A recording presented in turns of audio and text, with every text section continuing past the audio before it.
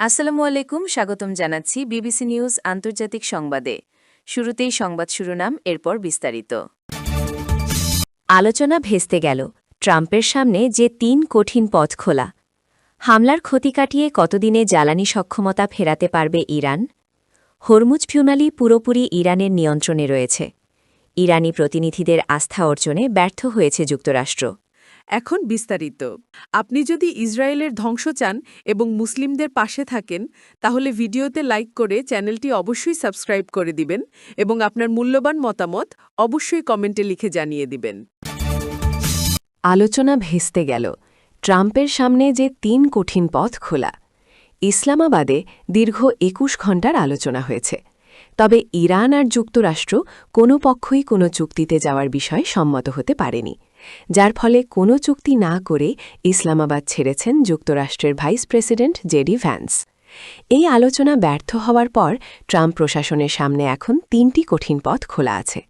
প্রথমত, ইরানের পারমাণবিক কর্মসূচি নিয়ে দীর্ঘ আলোচনা চালিয়ে যাওয়া।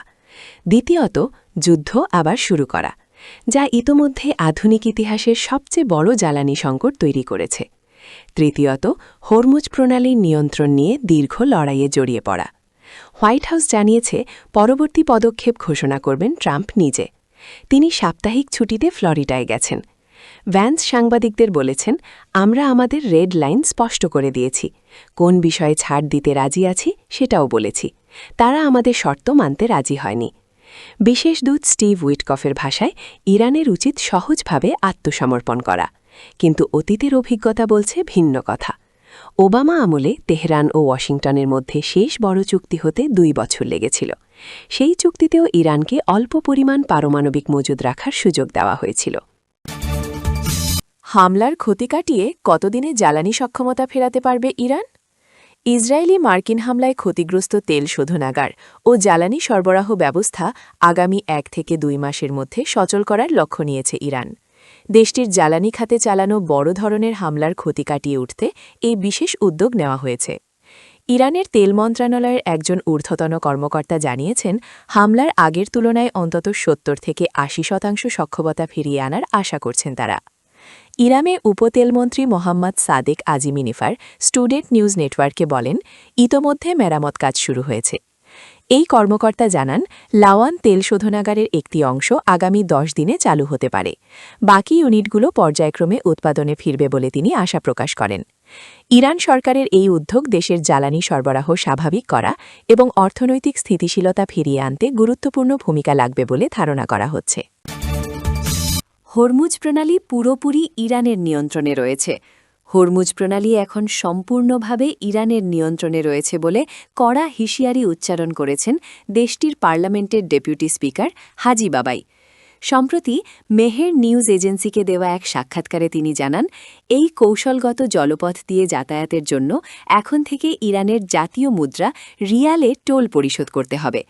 হাজি বাবাই স্পষ্ট করে বলেন, ইরানের পার্লামেন্টের ২৫০ জন সদস্য সর্বসম্মতভাবে এই পরিকল্পনা সমর্থন করেছেন এবং সর্বোচ্চ নেতৃত্বের নির্দেশনা অনুযায়ী এই গুরুত্বপূর্ণ নৌপথ নিয়ে কোনো পরিস্থিতিতেই কারো সাথে কোনো আপোষ করা হবে না। মার্কিন নিষেধাজ্ঞা সত্ত্বেও ইরানের তেল রপ্তানি প্রতিদিন ১৬ লাখ ব্যারেল ছাড়িয়ে গেছে উল্লেখ করে ডেপুটি স্পিকার দাবি করেন, ইরানের তেল এখন কার্যত নিষেধাজ্ঞামুক্ত হয়ে পড়েছে। তিনি দৃঢ়তার সাথে জানান, ইরানি জাতি তাদের দাবির প্রশ্নে ১ ইঞ্চিও পিছু হটবে না। ইরানি প্রতিনিধিদের আস্থা অর্জনে ব্যর্থ হয়েছে যুক্তরাষ্ট্র। ইরানি প্রতিনিধি দলের আস্থা অর্জনে যুক্তরাষ্ট্র ব্যর্থ হয়েছে বলে মন্তব্য করেছেন ইরানের পার্লামেন্ট স্পিকার মোহাম্মদ বাগের গালিবাফ। পাকিস্তানের ইসলামাবাদে অনুষ্ঠিত আলোচনা শেষে সামাজিক যোগাযোগ মাধ্যম এক্সে দেওয়া এক ধারাবাহিক বিবৃতিতে তিনি প্রথমবার আনুষ্ঠানিক প্রতিক্রিয়া জানান। বিবৃতিতে গালিবাফ উল্লেখ করেন, আলোচনা শুরুর আগেই তিনি এই বিষয়ে জোর দিয়েছিলেন যে ইরানের পক্ষ থেকে প্রয়োজনীয় সদিচ্ছা এবং অঙ্গীকার রয়েছে। তবে অতীতের ২টি যুদ্ধের তিক্ত অভিজ্ঞতার কারণে তারা প্রতিপক্ষকে মোটেও বিশ্বাস করতে পারছেন না। তিনি স্পষ্ট করে বলেন, আলোচনার এই রাউন্ডে প্রতিপক্ষ পক্ষটি ইরানি প্রতিনিধিদের ন্যূনতম আস্থা অর্জনেও চূড়ান্তভাবে ব্যর্থ হয়েছে। দীর্ঘদিনের বৈরিতা নিরসনে আলোচনার পথ প্রশস্ত করায় বন্ধুপ্রতিম ও ভ্রাতৃপ্রতিম রাষ্ট্র পাকিস্তানের প্রতি বিশেষ কৃতজ্ঞতা প্রকাশ করেন ইরানি স্পিকার। একই সঙ্গে তিনি পাকিস্তানের জনগণের প্রতি উষ্ণ শুভেচ্ছা ও শ্রদ্ধা জ্ঞাপন করেন। পাকিস্তানের মধ্যস্থতায় আয়োজিত এই আলোচনা ভূ রাজনৈতিক পরিস্থিতির প্রেক্ষাপটে অত্যন্ত গুরুত্বপূর্ণ বলে মনে করা হচ্ছে।